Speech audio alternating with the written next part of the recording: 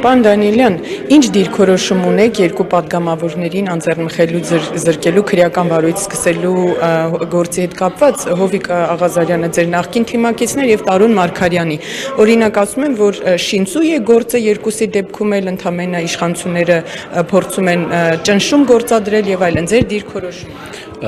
Շնորհակալություն հարցի համար, քանի դեռ չենք լսել գլխավոր դատախազին, հարցուպատասխան չենք տվել եւ չենք լսել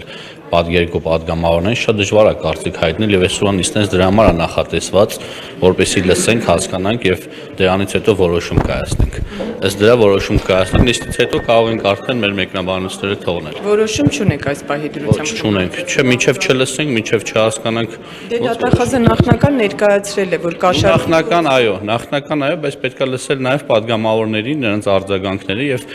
մեծ հաշվով մենք իրավաբանել չենք, որ այդ բանը մենք ընդհանրապես պետք է թույլ տանք, որ գործի վարույթը իրավական իր ընթացքով շարունակվի։ Քանի որ Հովիկ Աղազարյանը ձեր նախկին գործընկերն է խմբակցությունից, ինչ եք կարծում, ինքը կաշառք կվերցներ։ Գործընկեր որպես պատգամավոր։ Խմբակցության նկատի ունեմ, ինքը կաշառք կվերցներ, նշված է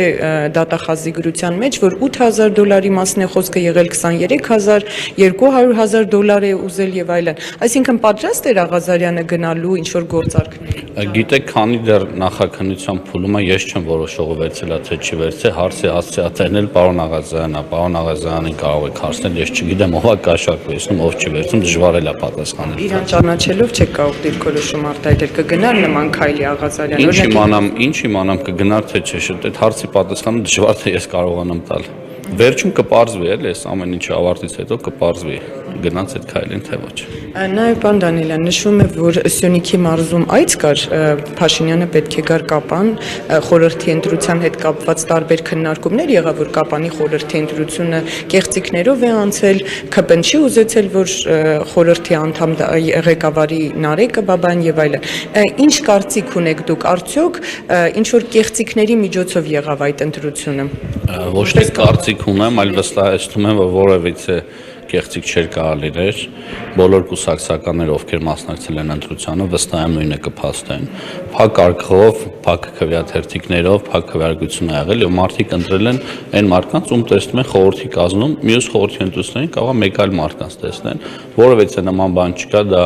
ինչ որ ավելորդ շահարկումներ են, ինչ վերաբերում այցի հետ կապված, ես նման ինֆորմացիա չունեմ, որ այցեր նախատեսվում Կապան, հետեւաբար չեմ կարող ասել չեղարկվել է թե ոչ։ Սյունիքում ինչի են ԿՊԱ-ականները մշտապես լարված իրար հետ, ինչ խնդիր ունեք, ինչ չեք կարողանում կիսել բանդան։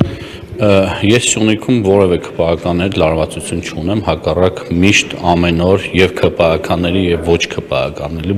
բոլոր սյունեցիները իմ քույրեր եւ եղբայրներն են։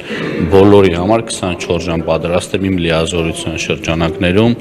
աջակցել մի խնդիր միասին կարգավորել։ Որևէ նման բան չունեմ ես ոչ մեկի հետ։ Ոչ պատգամավորների միջև կա այդ լարվածությունը, ոչ մարզպետի։ Ոչ ոնց կարանք պատգամավորների հետ ունենանք, երբ մենք մի թիմ ենք, մի խմբակցություն ենք եւ իրար հետ տեսնում եք ինչ բարձ ճանապարհով ենք անցնում, ոնց կարանք ունենանք։ Դանիելյան, իսկ դուք ինչ կարծիք ունեք խաղաղության պայմանագրի գործընթացի մասին, որովհետև ընդդիմությունն ասում է, որ այդ համաձայնագիր ասված այդպես էլ չի կնքվում, որտեղ Ադրբեջանը չի գնալու խաղաղության, ինքը անգամ Սոտքի հատվածում կրակում է։ Ընդդիմությունը մեկ ասում է խաղաղության այսօրվա պայմանները անընդունել է մեր համար եւ հետո ասում է Ադրբեջանը չի ուզում խաղաղության պայմանագիր կնքի։ Բնականաբար գուցե եւ չի ուզում հաշվի առնելով որ խաղաղության պայմանագիրը նաեւ Հայաստանի շահերից է բխում, բայց ես որպես ունեցի падգամավոր շատ կարեւորում եմ որ Հայաստանում վերջապես լինի խաղաղություն, որովհետեւ այսօրվա իրավիճակը հաշվի առնելով նաեւ մարդկանց բարեհոգեբանական վիճակը մենք պետք է ամեն ինչ անենք որ խուսափենք ռազմական էսկալացիայից։ Բայց Ադրբեջանը պատրաստ է, ինչ եք կարծում։ Չեմ կարող պատասխանել Ադրբեջանը պատրաստ է թե չէ, ես ասում եմ իմ պատկերացումները եւ իմ մտածողությունները այդ ուղղությամբ։ Մի քանի օր առաջ Սոտքի բնակիչները փաստեցին, որ կրակոց է եղել գիշերը, կրակոցները լսվում են անընդհատ, այսինքն սա ապացույց չէ, որ Ադրբեջանը չի գնում խաղաղություն։ Կարա լինի նաև սադրանքներ, որպեսզի խաղաղության օրակարգը տեղափոխել այլ քննարկման հարթություն, չեմ բացառում, կարա լինի տարբեր ուղղություններով երբեմն կրակոցներ փորձելով սադրել, բայց հայկական կողմը պետք է ամեն ինչ անի, որ պահի այդ օրակարգը։ Իսկ դուք այն կարծիքին եք, որ մենք մուրում ենք Ադրբեջանից այդ խաղաղությունը։ Ոչ, միանշանակ ոչ։ Որն է ձեր տեսլականը այդ դեպքում։ Մենք առաջարկում ենք Ադրբեջանին, ադրբեջանական կողմին, առաջարկում ենք համատեղ, առաջարկվել է համատեղ քննարկել տարբեր դրույթներ, քննարկվել է մի շարք դրույթների շուրջ խնդիրներ են եղել, նորից վերաքննարկվել է եւ այսօր Հայաստանը պատրաստ է ըստ ներկայացված դրույթների խաղաղության պայմանագիր կնքի, որը որ շատ կարևորում եմ եւ հույս ունեմ օր առաջ պետք է կնքվի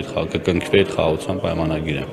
Իսկ Ադրբեջանը անդադար իր պահանջներն է ավելացնում, անընդհատ ցույց է տալիս, որ ինքը չի բավարարվում, դա չի նշանակում, որ առաջիկայում այդպես էլ այդ համաձայնագիրը կամ պայմանագիրը չի կնքվում։ Այն, որ այս պայմանագիրը չի կնքվում, դա արդեն խնդիր է, թե ինչու է հետաձգվում եւ ինչ է Ադրբեջանը պահանջում հրապարակավ եւ ոչ հրապարակավ, երևի թե արտգործնախարարությունը ավելի հստակ կարող է պատասխանել այդ հարցին։ Դուք որպես պատգամավոր հարցեր ուղղում եք օրինակ ԱԳ-նախարարին հասկանալու դռների ետևում ինչ է ուզում Ադրբեջան, ձեզ համար հասկանալի է։ Մենք պարբերաբար հանդիպում ենք ունենում եւ արտգործնախարարի հետ առանձին խմբակցությունով եւ վարչապետի հետ եւ անձնական շփումներ ենք պահում եւ վարչապետի եւ արտգործնախարարի հետ տարբեր հարցերի շուրջ եւ ներկայացնում ենք նաեւ մեր առաջարկներն ու դիտարկումները։ Ես 2 տարի առաջ վարչապետի հետ հանդիպման ժամանակ ասել եմ, որ ես կարծում եմ օր առաջ պետք է խաղաղության պայմանագիր կնքել եւ ես աջակցում եմ այդ օրակարգը, լինելով Սյունիքը ներկայացնող պատգամավոր։ Այս պահին դեռևս չեք տեսնում այդ ստորագրումը։ Չիկա ամսին օրվա հույս ունեմ, որ հնարավորինս շուտ կլինի այդ պայմանագիրը, հույս ունեմ։